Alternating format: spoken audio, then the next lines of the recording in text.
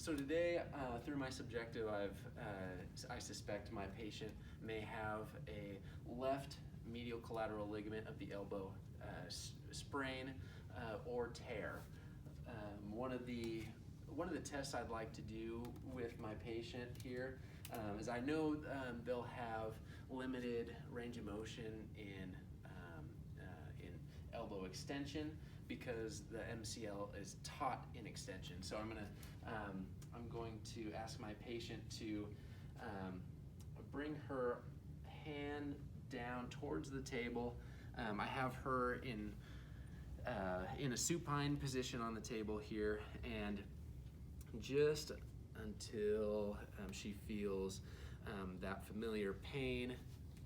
Okay, gonna measure this active range of motion here. My axis of rotation is at the lateral epicondyle of the humerus. Proximal arm is going to be lined up with the lateral acromion, and then distal arm is lined up with the radial styloid process. Okay, I see my patient is lacking, looks like 35 degrees of range of motion on this side. I'm gonna have her move over to the other side and compare bilaterally. Again, supine with the towel roll under her arm. Okay, go ahead and bring that hand down as far as you can for me. Same landmarks here. And looks like she has 10 degrees of hyperextension in the elbow on this side. So there is indeed a severe deficit on that left side. So another symptom that my patient may have left-sided MCL sprain or injury is that she will have the familiar pain with glenohumeral joint external rotation. So I'm going to ask her to do an external rotation manual muscle test and ask her if this recreates her familiar pain at that specific site. So I have my patient here in prone, arm abducted to 90 degrees, elbow flexed to 90, and I have her arm propped up on a towel roll here.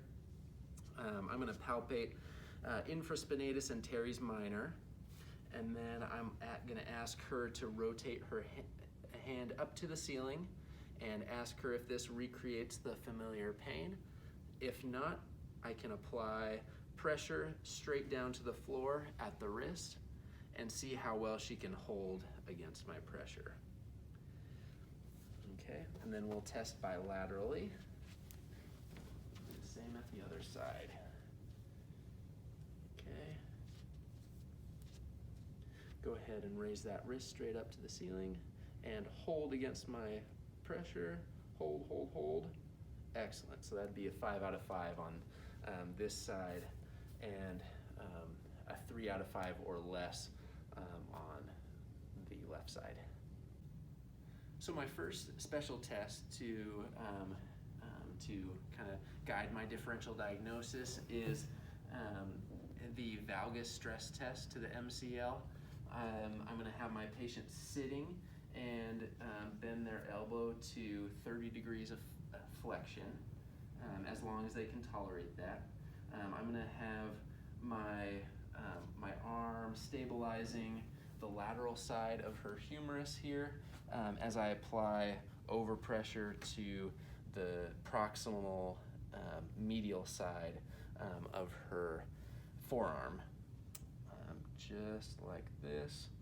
I'm going to be assessing for any instability I feel at that MCL ligament and asking her if it reproduces that familiar pain. So grade 1 would be familiar pain, but relatively no limited instability that I feel at the joint. Grade 2 is going to be familiar pain with moderate instability, and then grade 3 is going to be also familiar pain with severe instability and no end feel. Grade 2 would also have an end feel.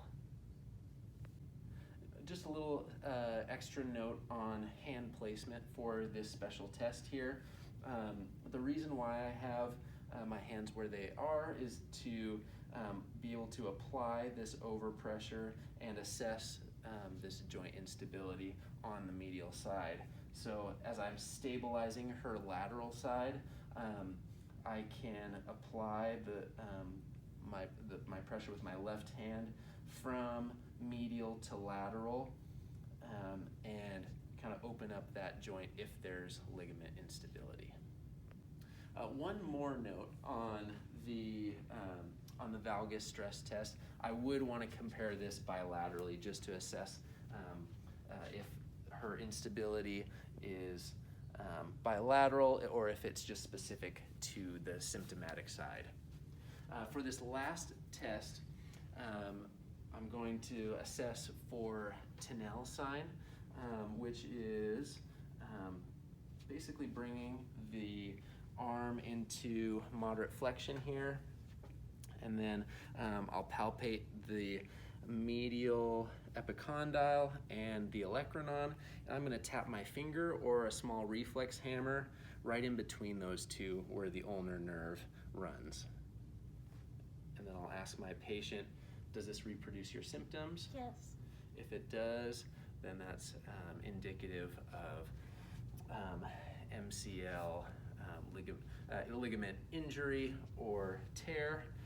Again, I'll do this on the other side, palpating the same structures and tapping in the same spot right in between the olecranon and the medial epicondyle. So if all these tests were positive, that's indicative of my patient having a left MCL sprain or tear. I would want to manage this conservatively first, but I would also consider, if the tear was severe enough, I'd consider sending this patient to the surgeon for a consult from them. Conservative management, though, involves reduction of pain and then trying to decrease the inflammation right away, followed by increasing active range of motion and then strength, especially in the flexor carpi ulnaris as well as flexor digitorum superficialis. Strengthening of the scapula, shoulder, wrist, and core would be excellent work to treat this patient with as well.